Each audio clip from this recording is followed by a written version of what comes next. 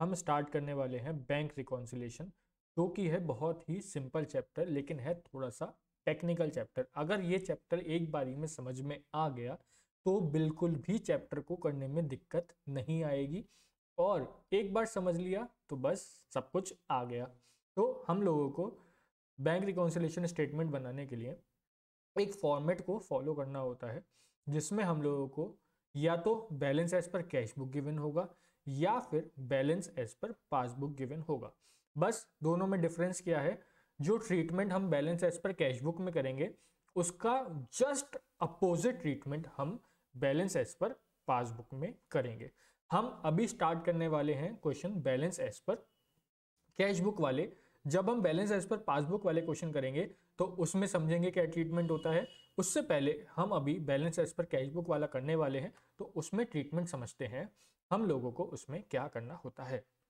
Balance as per cash book हमें given होता है, उसके बाद हम लोगों को cheque issued but not presented for payment add करना है, interest credited by bank add करना है, और cheque deposited but not credited by the bank minus होगा, bank charges not recorded in the cash book भी माइनस होगा, and bills and cheques dishonoured minus होगा। ये सिंपल सी 3-4 चीजें करनी है और हमारा बैंक रिकॉन्सिलेशन स्टेटमेंट तैयार हो जाता है। तो शुरुआत करेंगे क्वेश्चन से, क्वेश्चन को समझेंगे और शुरुआत करते हैं फर्स्ट क्वेश्चन से, जो कि है बिल्कुल सिंपल, निहायत ही easy question.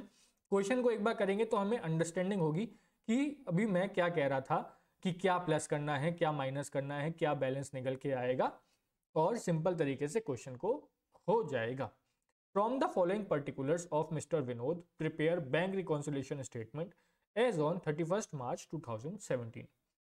Bank balance as per cash book हमें गिवन है 50,000 रुपीज का, जो हम नोट कर लेते हैं।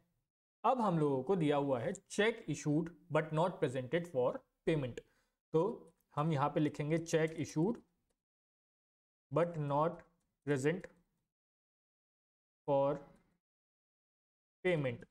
अब इसका ट्रीटमेंट हम लोग अपने स्टेटमेंट में देख के आए थे कि चेक इशूड, हमने तो चेक पार्टी को दे दिया लेकिन पार्टी ने चेक अपना प्रेजेंट नहीं किया है बैंक में, इसलिए वो माइनस नहीं हुआ है amount.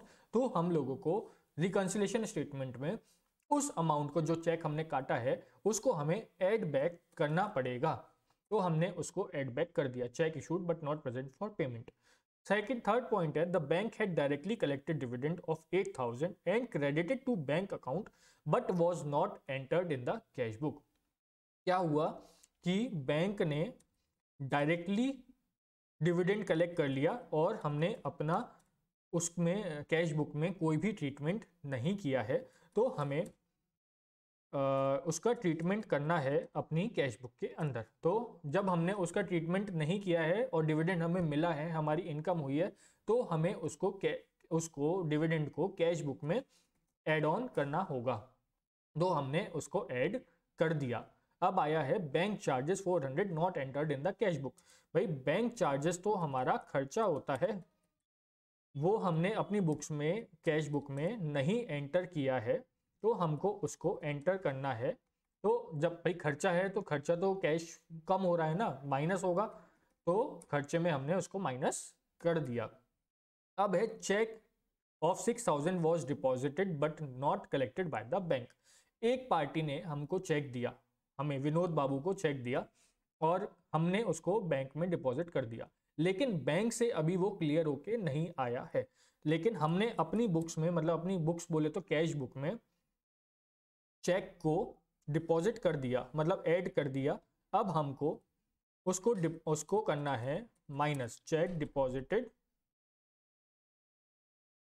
But not collected by bank. इसको हमें करना होगा आइटम को माइनस।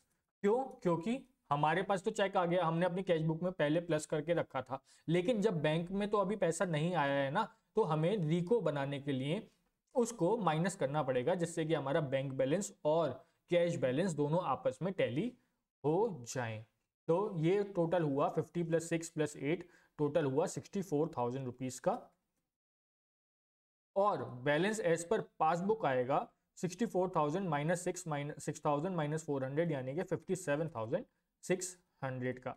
इस तरीके से हमने ये क्वेश्चन जल्दी तरीके से कर लिया। अब हम एक क्वेश्चन और देखते हैं जिससे कि बेटर अंडरस्टैंडिंग होगी कि ये check issued but not present for payment, check deposited but not collected, ये क्या बवाल है। शुरुआत करेंगे सेकंड क्वेश्चन से। From the following particulars of Anil and Company, prepare a bank reconciliation statement as on 31st August 2017। हम लोगों को फर्स्ट पॉइंट में सबसे पहले दिया हुआ है balance as per cash book, जो कि हम जल्दी से नोट कर लेंगे प्लस वाले आइटम में। अब 100 bank incidental charges debited to Anil and company accountant which is not recorded in cash book. अब बैंक चार्जेस थे भाई, कैश बुक में नोट नहीं किए हैं तो हम लोगों को माइनस तो करना ही पड़ेगा ना। अगर एक बार रिकॉर्ड नहीं करे हैं तो उसको माइनस तो करेंगे। हाँ जी सर, माइनस करेंगे अपनी बुक में से, तो 100 हमने कैश बुक में से कर दिए माइनस। अब cheque for 5400 deposited in the bank but not collected by the bank. Cheque तो डिपॉजिट किया लेकिन बैंक ने उसको क्रेडिट ही नहीं किया अभी तक, तो हमारी बुक्स में तो बैलेंस बढ़ गया लेकिन बैंक में अभी पैसा नहीं आया, तो हमको रिको बनाने के लिए उसको अमाउंट को माइनस तो करना पड़ेगा, तभी तो हमारा दोनों का बैलेंस होगा बिल्कुल टैली। और check issued by Anil and company not present for payment, हमने चेक दे दिया, अनिल भाई ने चेक तो दे दिया अपनी पार्टी को, जिसको भी उसको देना था क्रेडिटर को, लेकिन अभी तक पार्टी ने ही चेक को प्रेजेंट नहीं किया है, तो हम लोग उसको कैसे माइनस कर देंगे, हमें उसको दोबारा एड बैक करना पड़ेगा। तो हमारा पेमेंट जो है बिल्कुल का मैच हो जाएगा, बैंक का, पासबुक का और कैश का हमारा बैलेंस बिल्कुल टैली कर जाएगा। ये हुआ टोटल 74,000 रुपीज़ का, और 74,000 में से हम 5500 माइनस करेंगे, ये आ जाएगा 68,500 का बैलेंस। हमने बहुत सिंपल दो क्वेश्चन देखे, बहुत ही बेसिक क्वेश्चन थे balance as per cash book के।